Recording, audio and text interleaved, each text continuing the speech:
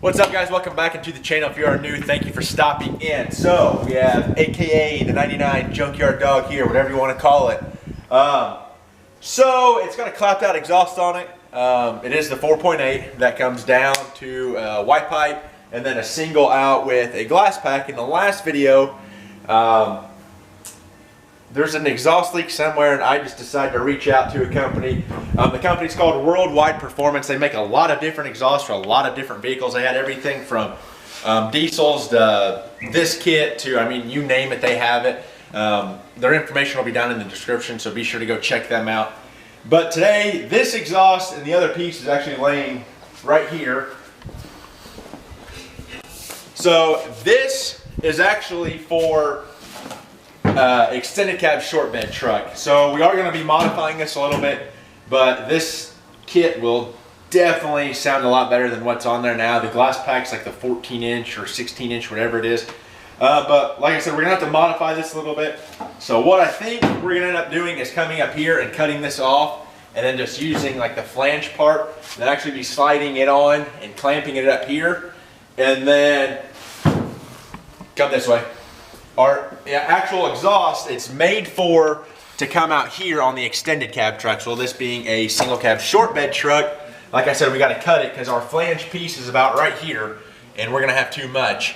At first I thought, hey, maybe we can run it out the back, but then if we do that, our actual pipe will actually be kicked way over. So if you kind of look at it from this angle, it's going to be about in the middle of the bed, which is going to cause an issue because obviously the rear axle and the diff and all that. So I figured we'll just cut it up there, slide this on, clamp it, clamp those two, modify one of the hangers back here, and then we're just going to roll with it. So that's what today's project's going to be. We got Jimmy behind the camera. We also have JD here.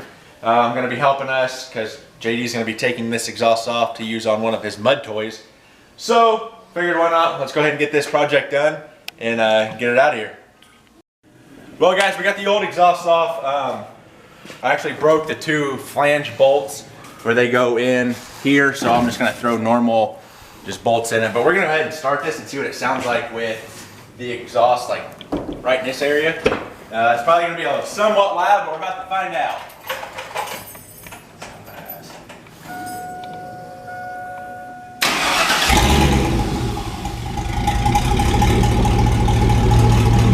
JD, hop in there and pull it forward real quick. What do you think? That actually sounds pretty good.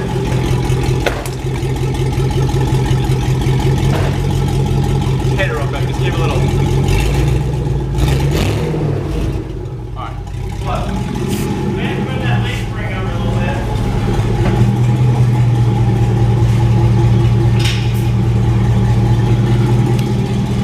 bit. So here's the old exhaust. There's the cherry bomb. And this exhaust is gonna go on JD's mud toy Jeep that he just bought. So, God, this truck sounds good.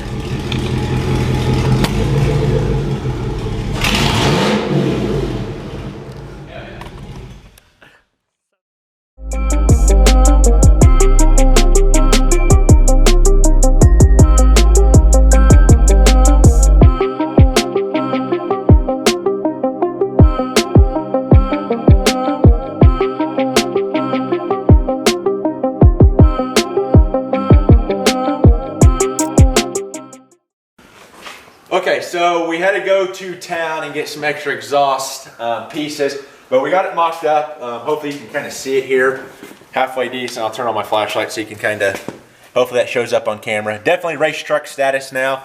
I like how it comes out right at the edge of the bed here. It sticks out far enough. Kind of got a mock-up hanger in there. We're going to show you underneath, but like I said, we had to modify it a little bit because that exhaust kit was for the extended cab short bed version of the truck. No big deal, we got it done. It took a little bit longer, but we're gonna go ahead, we'll get it started up here, we'll do a little rev here and there, and kind of compare it to the first video. So,